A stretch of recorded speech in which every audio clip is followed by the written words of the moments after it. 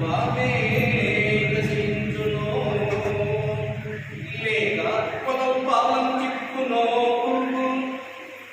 ఈ ఇలపై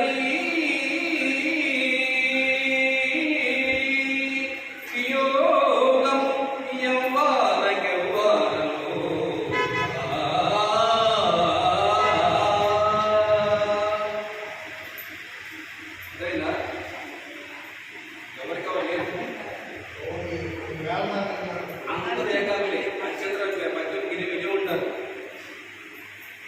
దేవి కష్టం ఎట్టున్నాను పుణ్యక్షేత్రమైన వారణాసి దర్శించింది. చూడు ఈ వారణాసి భక్తయో